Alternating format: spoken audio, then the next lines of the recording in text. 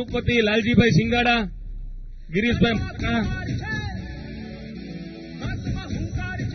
મુરલીધર ગ્રુપપતિ પ્રફુલભાઈ ગીણોયા અને અનિલભાઈ કોઠિયા, ખરેડીના સર્વ જ્ઞાતિ વતી ગ્રામ પંચાયતની પૂરી બોડી હાર્દિકભાઈનું સ્વાગત કરશે. જેમને નામ બોલવું જલ્દીથી સ્ટેજ ઉપર આવવા માંડે અને હાર્દિકભાઈનું સ્વાગત કરે, જેથી કાર્યક્રમ આગળ વધારી શકાય.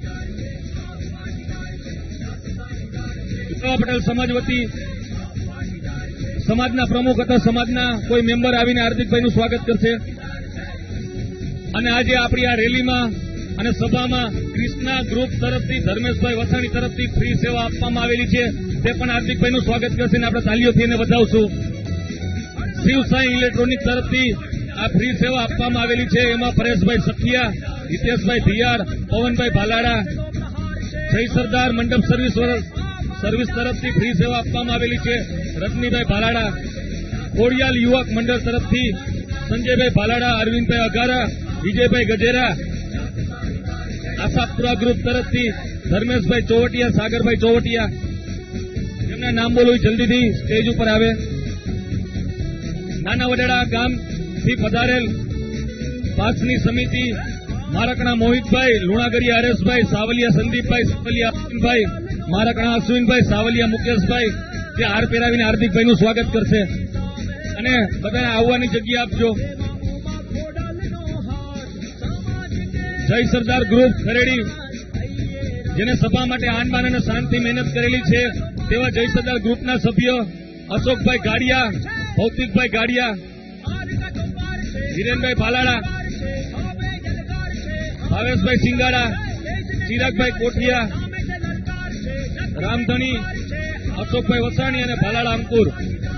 વારા ફરતી વારા સ્ટેજ ઉપર આવજો, જેથી બધા શાંતિથી સ્વાગત કરી શકો.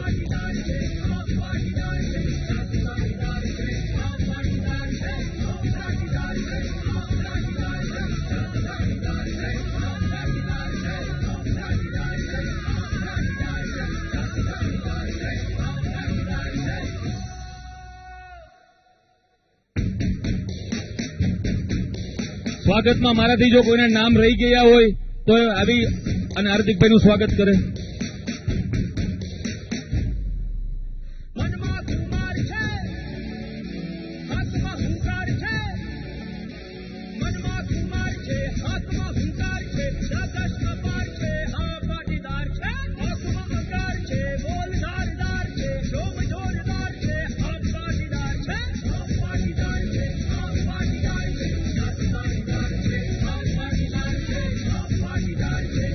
ખરેડી ટીમ દ્વારા હાર્દિકભાઈનું પૂરી ટીમ દ્વારા સ્વાગત કરવામાં આવેલ છે, જેને આ સરસ મજાનો કાર્યક્રમ કરેલો છે અને આપ સૌ પાટીદારોને અને અમને બધાને આપણને મળવાનો મોકો આપેલો છે. એવી ખરેડી પાસ ટીમને તાલીઓથી વધાવી લેજો.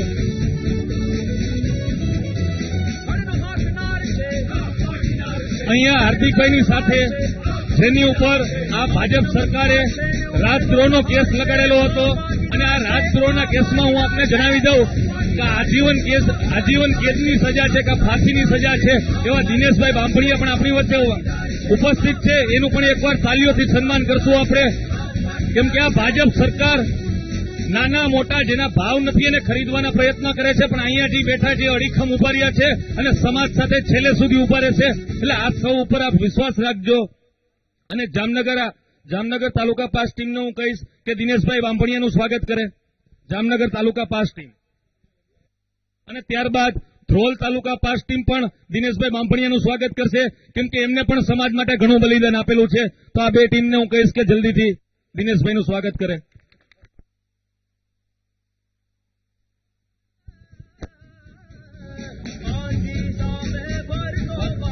ધ્રોલ તાલુકાથી વાકિયા ગામેથી પધારેલા બધા ભાઈઓ દિનેશભાઈનું સ્વાગત કરશે.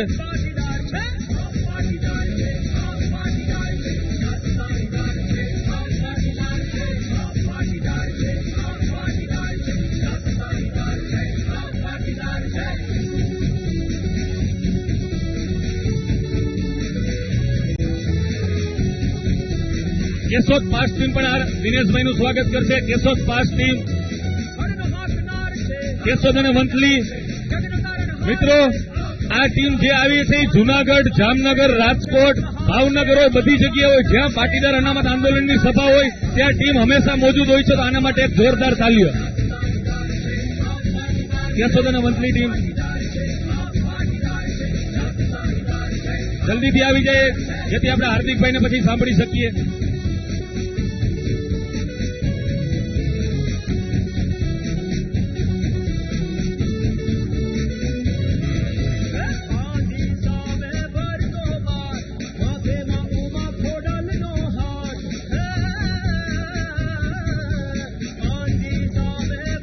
કાર્યક્રમમાં અમારા ગામના જ અને અમને જેનો સાથ મળી રહ્યો હતો એવા દીપકભાઈને પણ કહીશ કે હાર્દિકભાઈનું સ્વાગત કરે.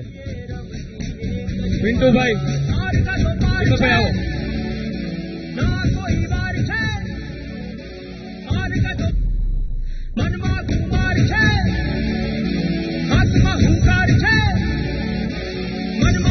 હવે સ્વાગતનો આપણે કાર્યક્રમ પૂરો કરીએ છીએ અને તમે સૌ જેની આતુરતાથી રહ્યા છો એવા હાર્દિકભાઈને હું કહીશ કે આ ખેરડી ગામના પાટીદારો અને આજુબાજુમાંથી આવેલા પાટીદારોને સંબોધન કરે શ્રી હાર્દિકભાઈ પટેલ.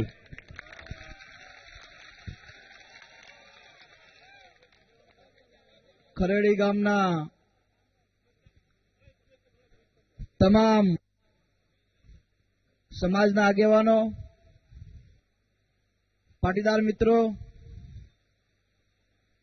માતા બહેનોને નવા વર્ષના અને આપ સૌને રામ રામ. નારાયણ. આ માઇકમાં જે સેટિંગ કરવું એ કરી લેજો, બંધ ન થવું જોઈએ. કે માનમાં રીધમ પકડાયું અને પા લોચા પડે. હું જય સરદાર બોલું, બે હાથ ઉપર કરીને 11 વખત જય જય સરદાર બોલવાનું છે. અને 11 વખત જય જય સરદારનો નારો જે અત્યારે લેવામાં દેવાના જે સોદામાં પડ્યા છે એ લોકોના કાને પડવો જોઈએ અને એ લોકોને ખબર પડવી જોઈએ. મને મીડિયાવાળાએ પૂછ્યું હતું કે હાર્દિકભાઈ તમારું તો સમર્થન ઓછું થઈ ગયું. મેં કીધું હા, 30,000 હવે 50,000 આવે છે, એટલે ખૂબ સમર્થન ઓછું થઈ ગયું છે, એનાથી હું નારાજ છું. એટલે એ લોકોના કાને અવાજ પહોંચવો જોઈએ. જય સરદાર, જય સરદાર, જય સરદાર, જય સરદાર. સરદાર મારા બાપ હતા, જે હાથ ઊંચો નથી કરતા એના બાપ હતા, એટલે કોઈનો હાથ નીચો ન રહેવો જોઈએ. કેમ કે ભગવાનને નથી જોયા પણ સરદારને જોયા હતા, અને સરદારે આ દેશને આઝાદ કરાવ્યો છે. જય સરદાર, જય સરદાર, જય સરદાર, જય સરદાર, જય સરદાર, જય સરદાર, જય સરદાર. ઇન્કલાબ, ઇન્કલાબ.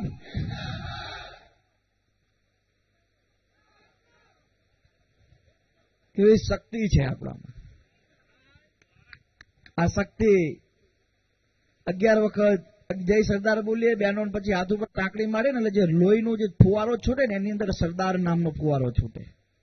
અને એના વંશજ છીએ આપણે. આજે ખેરડી ગામની અંદર વિશાળ સંખ્યામાં આયોજિત સમાજના સ્વાભિમાન સંમેલનમાં પહોંચેલા આજુબાજુના તમામ ગામોના લોકોનું હાર્દિક સ્વાગત કરું છું. છેલ્લા 2 વર્ષથી સમાજ હિતની લડાઈ ચાલી રહી છે અને આ સમાજ હિતની લડાઈમાં આપણે તમામ લોકો અલગ અલગ રીતે સાથ સહયોગ આપીએ છીએ. આજે ખેરડી ગામની અંદર આવડો મોટો કાર્યક્રમનું આયોજન હોય, કાલાવડથી માંડીને આજુબાજુના જિલ્લામાંથી તમામ લોકો કાર્યક્રમની અંદર આવ્યા હોય અને એક જ મુદ્દો હોય કે સમાજને અધિકાર જોતો છે, સમાજને ન્યાય જોતો છે. એનાથી વિશિષ્ટ કોઈનું અલગ ધ્યેય નથી કે કોઈનો કોઈ અલગ લક્ષ્યાંક નથી. હું આખા ગામની અંદર આવ્યો, ખેરડીની અંદર મહિલાઓએ ખૂબ સારી રીતે સ્વાગત કર્યું. યુવાનો, નાના છોકરાઓ, ભૂલકાઓ, ખૂબ મોટી સંખ્યામાં લોકોએ માન સન્માન આપ્યું. પણ મુદ્દાની વાત એ છે કે આ 2 વર્ષની લડાઈમાં તમામ સમાજના લોકોએ સાથ સહયોગ આપ્યો. કોઈ પટેલ નહીં, અન્ય સમાજના તમામ લોકોએ.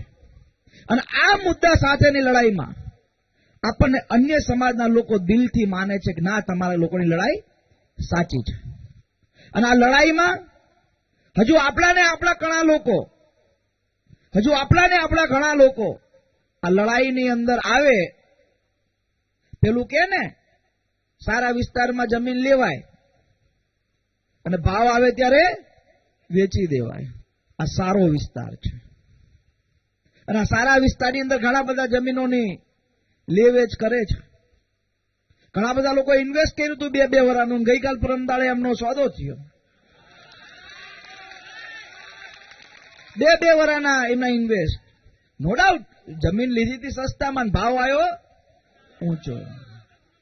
પણ મુદ્દાની વાત એ છે કે આપણી જે લડાઈ છે એની અંદર આપણે ક્યાં પહોંચ્યા, આપણો મુદ્દો કેટલે પહોંચ્યો, આપણે શા માટે અનામત માંગવી પડે, શા માટે રોડ પર આવવું પડે, શા માટે આંદોલનો કરવા પડે છે. મેં જોયું હજારો બાઇકોની સંખ્યામાં લોકો આજુબાજુના ગામમાંથી આવે. શા માટે? એવી શું જરૂર છે આપણે અહીંયા આવવાની? આપણી પાસે કઈ કામ ધંધો જ નથી, આપણે આંદોલન જ કરવાના. આપણે કોઈને વોટ આપીને જીતાડ્યાશું, એને કોઈ ધંધો નથી કે આપણે આંદોલન જ કરાવડાવવાના? નહીં. મુદ્દાની વાત છે કે અહીંયા જે યુવાનો જે બેઠા છે એ યુવાનોનું ભવિષ્ય કેટલે પહોંચ્યું? આ 2 વર્ષની લડાઈમાં યુવાનો ક્યાં સુધી જઈ શક્યા? ધોરણ 10, ધોરણ 12, કોલેજ, ડિગ્રી, શું એ રોજગારના પાત્રે પહોંચી ગયો? એને રોજગાર મળી ગયો? નહીં. એમાં આપણે શૂન્ય. શું ખેડૂત ખેતરની અંદર મહેનત કરે, પાક ઉગાડે, શું એને યોગ્ય ભાવ મળે છે? નહીં. શૂન્ય. શું કોઈ પરિવારની અંદર ધોરણ 10, 12 કોલેજ પૂરી કર્યા પછી એને યોગ્ય રીતે સરકારી નોકરી મળે? નહીં. શૂન્ય. આપણે ટેક્સ આપીએ, જીએસટી ભરીએ, આપણને એનું વળતર શું મળે? કઈ નહીં. શૂન્ય. એમાં વાંક એ નેતાઓનો નથી, વાંક તમારા લોકોનો છે ને મારો છે કે ફક્ત ને ફક્ત ઢોલકિયા અને મંડળીઓ ચલવી શકે એવા 182 જણાને આપણે બેહાડી દીધા અહીંયા. અને જયારે જરૂર પડે ત્યારે આપણે આંદોલનો કરવાના? નહીં. એમાં જવાબદારી આપણા બધાની છે. આપણે એવા લોકોને મોકલવા પડશે જે આપણા મુદ્દાની વાત કરે, જે આપણા ધ્યેયની વાત કરે, જે આપણા અધિકારોની વાત કરે. આ લોકોને તો અહંકાર ભરી ગયો છે. અહંકાર સામે અધિકારની લડાઈ છે જે હું ને તમે બધા લડી રહ્યા છીએ. અને અહંકારવાળી લડાઈમાં, અધિકારવાળી લડાઈમાં તમારે બધાએ સાથ સહયોગ આપવો પડશે. છેલ્લા 2 વર્ષની લડાઈમાં શું માગ્યું? 25 વર્ષની નોટ ને વોટ બધું આપ્યું હતું. તમે ખાલી એક અનામત માગી, નો આપી, ધોકા મારી અને લાઠીઓ મારી, ગોળીઓ મારી. અને હજુ જ્યાં ને ત્યાં નહીં. હવે આપણામાં બદલાવ લાવવો પડશે. હું એવું નથી કહેતો બદલાવ કેવો હોય. બદલાવ 2 રીતનો હોય. આંદોલન શરૂઆત થયું ત્યારે સમાજ એક નતો. આંદોલન શરૂ થયું એટલે સમાજ એક થયો. એ પહેલો બદલાવ, એને કહેવાય સામાજિક ક્રાંતિ. અને બીજી વાત કે સમાજ જ્યારે ધીરે ધીરે ધીરે જાગૃતિના પંથે ચડતો હોય અને આપણા સમાજમાંથી અન્ય સમાજના લોકો કંઈક શીખતા હોય અને એ શીખ્યા પછી જ્યારે બધા લોકો એક થઈ ગયા હોય અને એક સમૂહમાં એક અવાજ નીકળ્યો હોય અને 2017ના ડિસેમ્બરમાં પડી ગયા હોય, અને રાજનૈતિક પરિવર્તન કહેવાય. આ 2 પરિવર્તનોની લડાઈ છે. આ 2 પરિવર્તનોની લડાઈમાં આપણે બધા સાથ સહયોગ આપવાનો છે. છેલ્લા કેટલાય દિવસથી આપણે સમય સંજોગો જોઈએ છીએ. દિવસે દિવસે ટીવીની અંદર ઘણું બધું આવતું જતું હોય છે. અને એની અંદર આપણે શું કરી શક્યા, આપણે કયા મુદ્દા સાથે આગળ વધ્યા, એમાં પણ હજુ સુધી આપણે કાંઈ શોધી નથી શક્યા. મને ઘણા બધા લોકો કહે છે કે હાર્દિકભાઈ શું 2 વર્ષથી આમથી આમ દોડો, શું મળ્યું? આ કારેલાના ભોર છે, ક્યારે ભેગો ન થાય કે? અને હકીકત છે, આપણા વડીલો કહેતા કે આ ક્યારેય ભેગો ના થાય આ સમાજ. અને આપણે 2 વર્ષની અંદર આ સમાજને એક કરવાનો પ્રયાસ કરી. આ સમાજ એક થયો, સમાજને શું મળ્યું? આવા પ્રશ્નો વારંવાર બધા મને કરે. એટલે હું એને પૂછું કે ભાઈ તું કયો પટેલ છું એ મને કે એવી વાત મારી જોડે નહીં કરવાની, હું પાટીદાર છું. મેં કીધું અનામત આંદોલન પછી તું કહેશ ને કે તું ક્યાં હું લેવા છું, હું કડવા છું. આ અનામત આંદોલનનું પરિવર્તન છે. એ સમાજની અંદર એક ક્રાંતિ આવી છે. અને આ લોકો હજુ આપણને સમાજના નામે તોડવાની વાત કરે છે. મિત્રો, આમની જોડે આપણી ટીમ મજબૂત હતી. આમની પાસે સવાલોના જવાબ આપવા માટે એમની પાસે કોઈ નેતા નતા, એટલે આપણે 2 નમૂના લઈ ગયા. આખો દાડો પ્રેસ કર્યા કરે, બીજું કઈ કામ જ નથી આપ્યું. આખો દિવસ આ એક કામ, લોકોને ગેરમાર્ગે દોરવાનું, લોકોને ખોટા માર્ગે દોરવા. આ મુદ્દાઓની વાત છે. મિત્રો, મારે 2-4 સવાલો ખાલી કરવાના છે. અહીંયા લગભગ ખરેડી ગામની મોટી સંખ્યા હશે અને આજુબાજુના ગામોમાંથી 10-15 સંખ્યા આવી હશે. અને અત્યારે આપણે 17 થી 18,000 લોકોની સંખ્યામાં અહીંયા ભેગા થયા છે. મારે એટલા સવાલ ખાલી પૂછવા છે. મારે તમારી પાસેથી જવાબ લેવો સાયલેન્ટલી, હા નામાં જવાબ નહીં. હું જે પૂછું ખાલી હાથ ઊંચો કરવાનો. આમાં બેઠેલા કોઈના પરિવારમાંથી કોઈ પોલીસ ઇન્સ્પેક્ટર હોય તો હાથ ઊંચો કરે. નહીં, હા નહીં, એ સવાલ નહીં. હાથ ખાલી ઊંચો કરો. અહીંયા બેઠેલામાંથી કોઈના પરિવારમાંથી કોઈ પોલીસ ઇન્સ્પેક્ટર?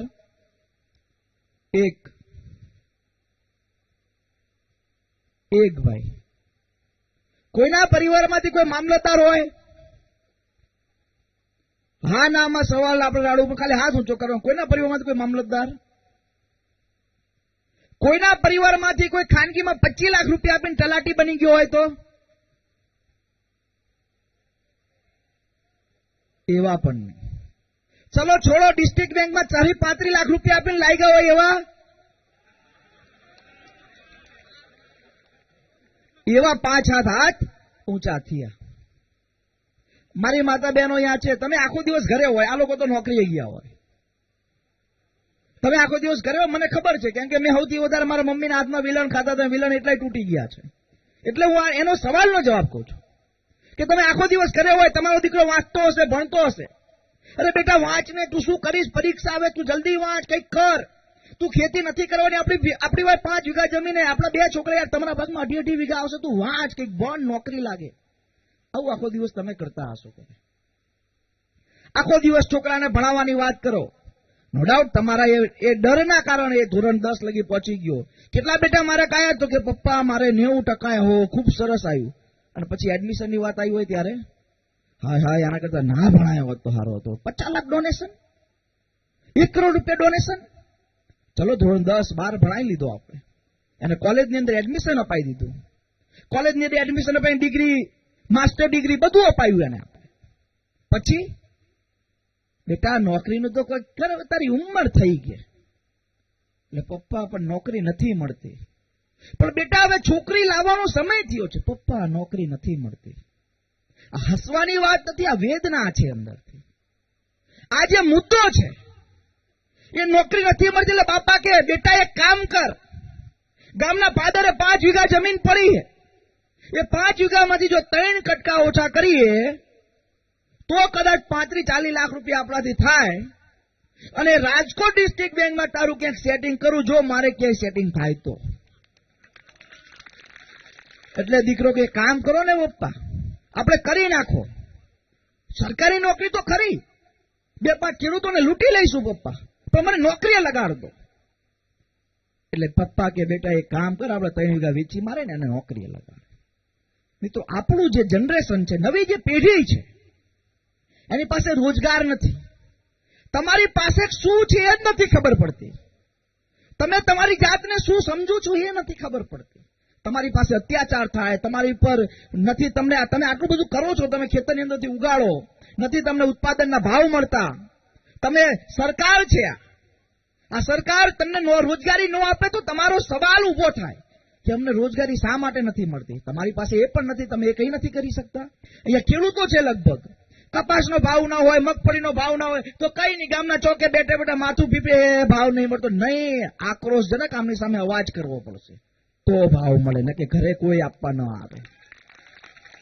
અમને પૂછે આંદોલન શું કામ, તો શું અમને ઘરે અનામત આપવા આવે?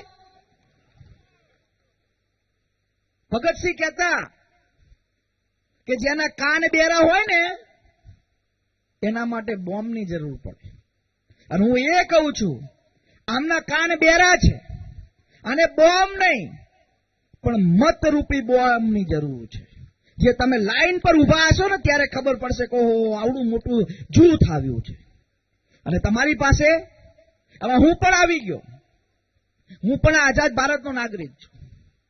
અહીંયા આપણી પાસે કોઈ પણ એવી સત્તા નથી, કોઈ જાતનું બંધારણ નથી, કોઈ આઝાદ નથી, આપણે સ્વતંત્રતા નથી.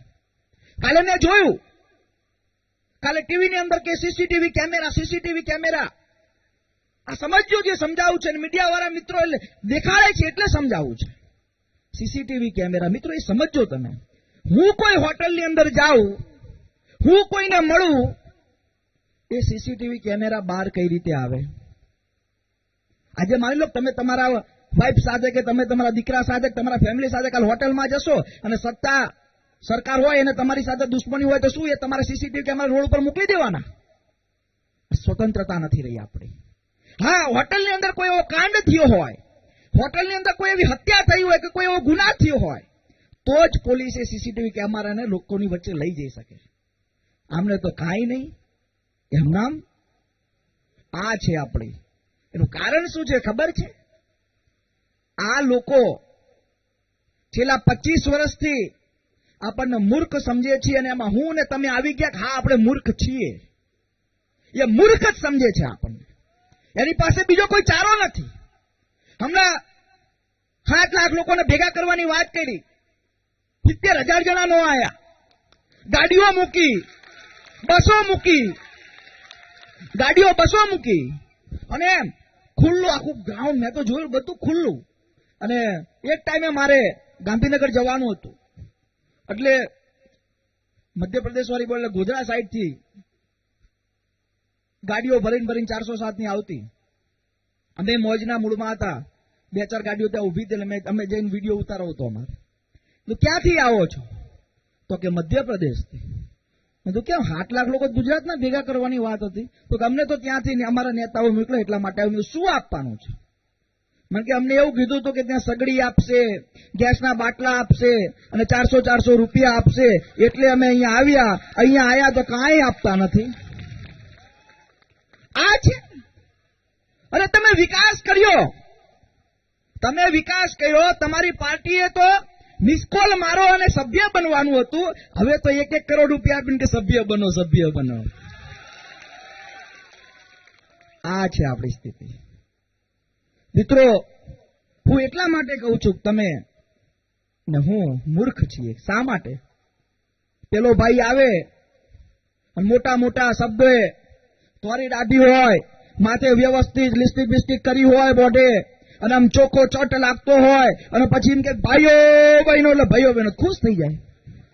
ઓહો, રાજકોટમાં આવે છે કેમ છો રાજકોટ વાસીઓ, એટલે રાજકોટ વાળી મોજમાં આવી જાય.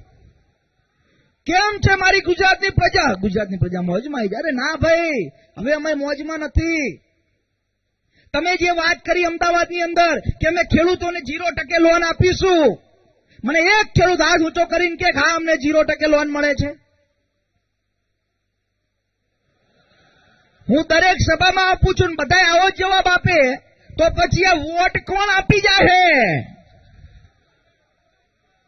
બધાને પૂછું તો બધાને પ્રશ્નો છે. આ ભાઈએ બહુ મસ્ત કીધું, બહુ જેન્યુઅન શબ્દ વાપરો, ગાંઠિયા નડી જાય. વિકાસનો મતલબ થાય તમે ગામડાની અંદર ખેતી કરતા હોય અને ખેતીના આધારે સરકારે સારું ઉત્પાદનના ભાવ આપ્યા હોય અને ભાવમાંથી તમે શહેરની અંદર અથવા તમારા ગામની અંદર 2 માળનું મકાન બનાવ્યું હોય, જૂનામાં ફંટી લીધી હોય, 50,000 રૂપિયા ફિક્સ પડ્યા હોય ને એને વિકાસ કહેવાય.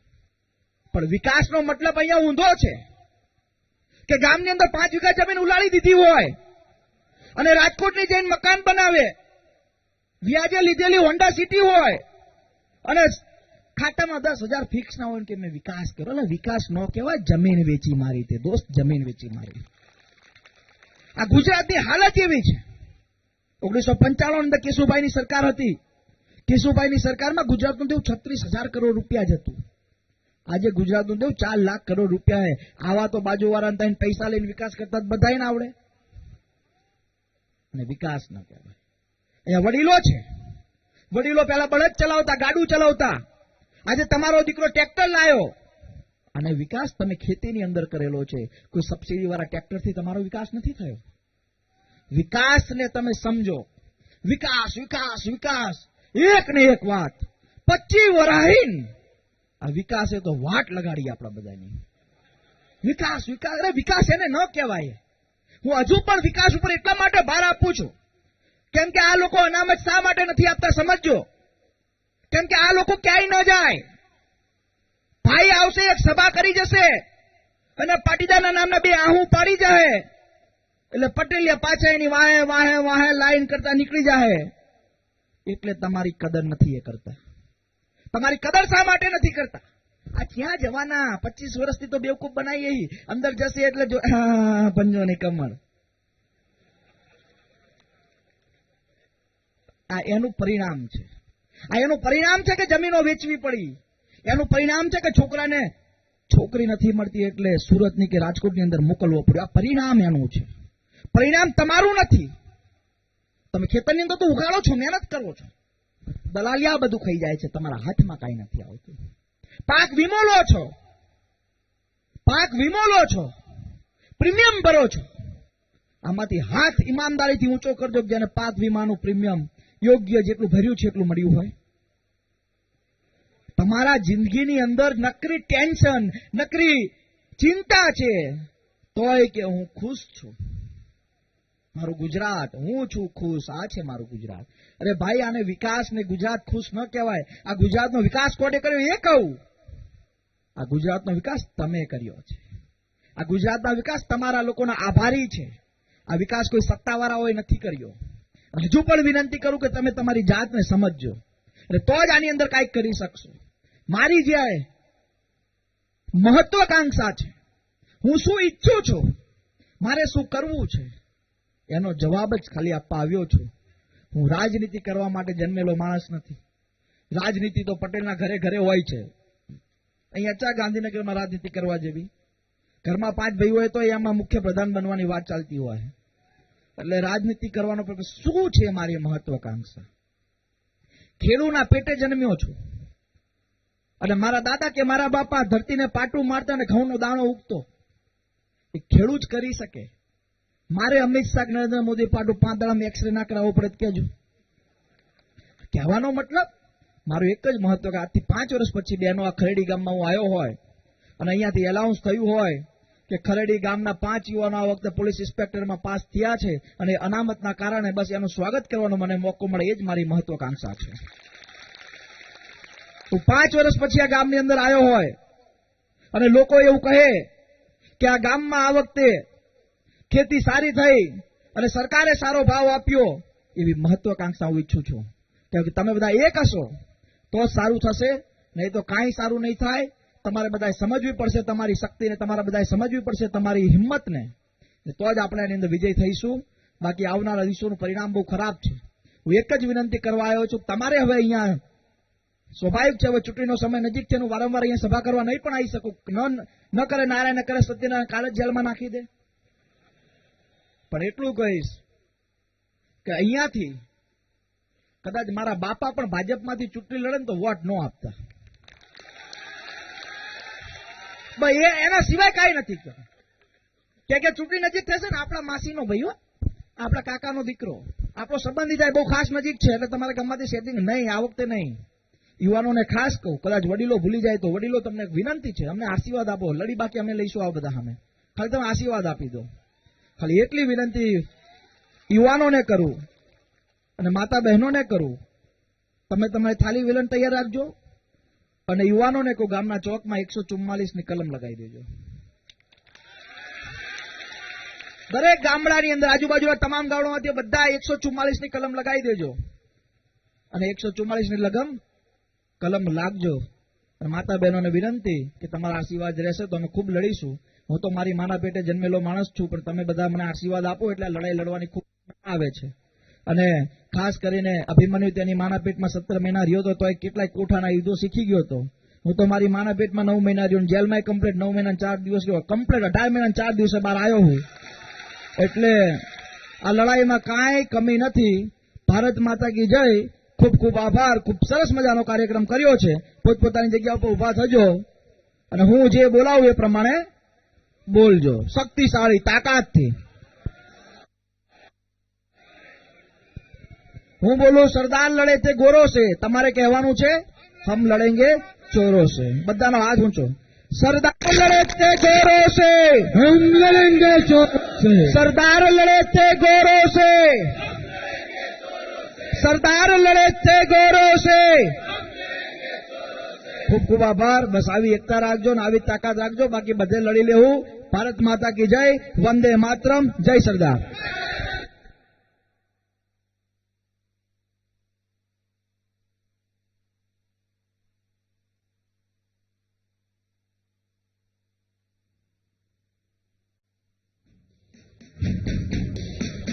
હાલો, એ પાર્કિંગ વાળા જેને વ્યવસ્થામાં રાખેલા એ બધા પાર્કિંગ જાય પોતપોતાના વાસ્તે. હાલો, એ સ્વયંસેવકો બધા પાર્કિંગની વ્યવસ્થામાં રહીએ એટલે કોઈને અડચણ આવે નહીં. સ્વયંસેવકો બધા પાર્કિંગની વ્યવસ્થા સંભાળે.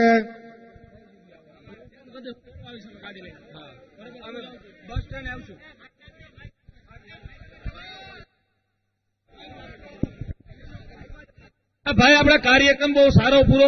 ત્યાં ટીવી વાળાને થોડુંક ઇન્ટરવ્યુ લેવું છે ને લેવા દો આ બાજુ. થોડીક જગ્યા આપો, પછી હાર્દિકભાઈ બધા મળીને જશે. થોડીક જગ્યા આપો, હાલો આગળ. અહીંયા ધ્યાન રાખજો.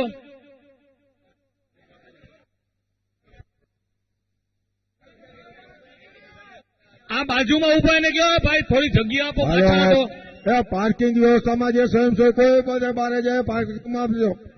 પ્રેસ અને મીડિયા વાળા મિત્રોને વિનંતી કે આવી જાય બધા. સ્વયંસેવકોને રાખેલા છે બધા પાર્કિંગની ભાઈ આજે વ્યવસ્થા જગ્યા આપો થોડીક.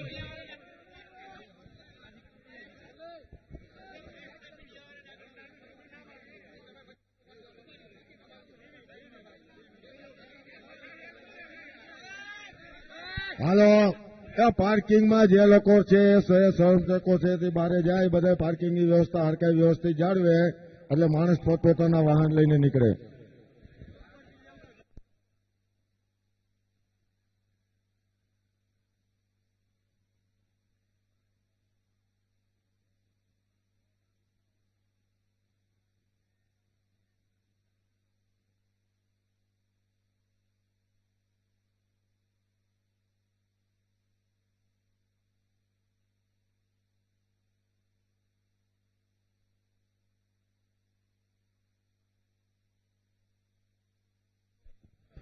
એ દરેક ભાઈઓ બહેનો થોડી શાંતિ રાખો. બહાર બહુ દરવાજા ઉપર ટ્રાફિક ન થવા દેતા. નિરાયતે નીકળો, કાંઈ બહુ મોડું થતું નથી.